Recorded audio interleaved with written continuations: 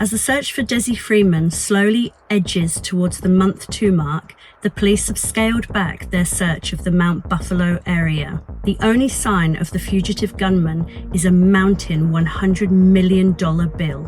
Dezi Freeman's family have remained fiercely private during this time.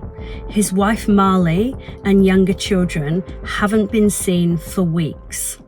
My name is Jonica Bray, and I have been extensively covering the Dezi Freeman case since day one.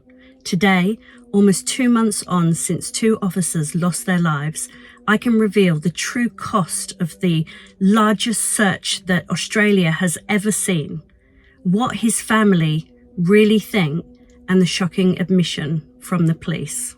On the 26th of August, police went to a property near Porepunkah to serve a warrant for a historical child sex assault allegation. While trying to gain access to the property, 56-year-old Dezi Freeman allegedly opened fire with a homemade shotgun. 2 officers, Detective Senior Constable Neal Thompson and Senior Constable Vadim de Waart-Hottart, tragically lost their lives. A third was injured. Following the gunshots, Freeman reportedly fled into the surrounding bushland. The response from Victoria Police has been extensive. Hundreds of specialist officers, dog squads, drones, helicopters and international intelligence spent weeks searching the Mount Buffalo area. The search hasn't come cheap. Estimates put the cost close to $100 million so far, but Victoria Police have refused to give an exact figure. You're looking at between $1 and $2 million per day just for running costs, depending on how many specialist resources are in play and where, one source told Daily Mail. As an example, in a city with infrastructure, CCTV, and easy access, a similar amount of police presence for something like a royal visit would cost around $1 million per day. But here, we're talking about remote bushland with no facilities in place.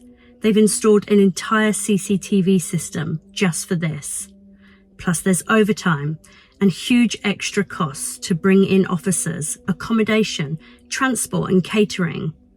Then we have the special ops, the drones, choppers at around 4,000 an hour, water police, combat vehicles, intelligence, criminal profilers. The list goes on.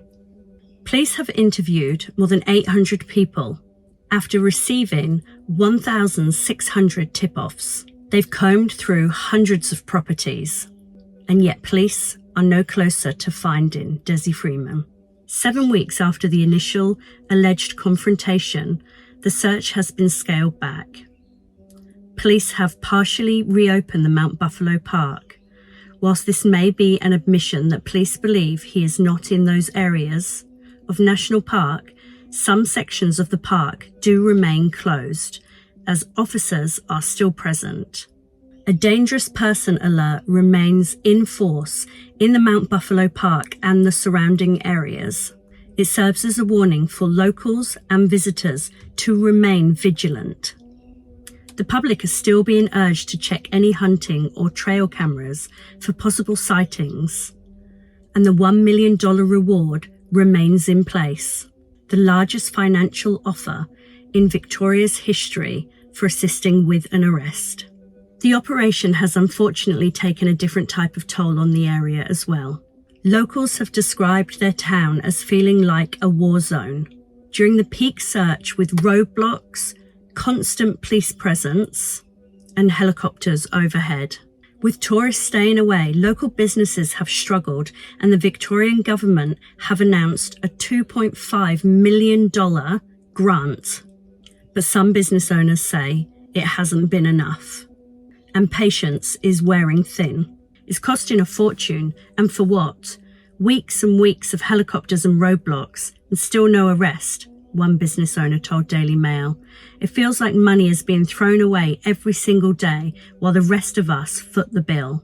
This very search that was meant to protect the community is fast becoming a source of resentment for residents. This has gone on long enough. We're sick of seeing police everywhere while nothing happens, one resident fumed. We can't move around freely, and nobody is telling us when it will end. The community, it seems, are divided. whilst all clearly condemning Freeman's actions that day, which took 2 local officers. Many hold sympathy and empathy for Freeman's family left behind. The family have rallied around, helping Marley and the children in their time of need. Prior to the devastating incident that day, the community had already pulled together to purchase Marley a car, something which would have helped her do her charity work in the area. Dezi Freeman's family have remained fiercely private during this time.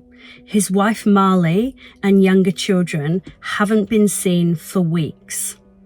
His son Koa has spoken to the Daily Mail previously. He remains torn in what he believes has happened to his father. On one hand, he believes it is likely that his father is now deceased, having taken his own life. But also, he makes it very clear that his dad does have the survival skills, an obsession with surviving in the bush in a Rambo type situation, that he could still be alive. While police and locals are still unsure of Dezi's fate, our close contacts with the Freeman family tell us that they believe he is deceased. They have always maintained his love for the Mount Buffalo area, a place that he was born and raised on, an area that he chose to marry his wife Marley. They lived at the foot in their bus with their family, who now claim he will absolutely want to be buried there. Whilst they still condemn his actions on that day, they are a family grieving and hope that he is at peace. The desire to find Dezi is being felt from all parties, from the grieving family to the determined police, the frustrated locals, but with no sign of any new leads and developments, despite the massive cost. The mystery surrounding the whereabouts of Dezi Freeman remains unsolved. Last time I spoke in front of you, I appealed directly to Dezi Freeman. I'm going to change tack a little bit. I extend that invitation to anyone who's harbouring Dezi Freeman.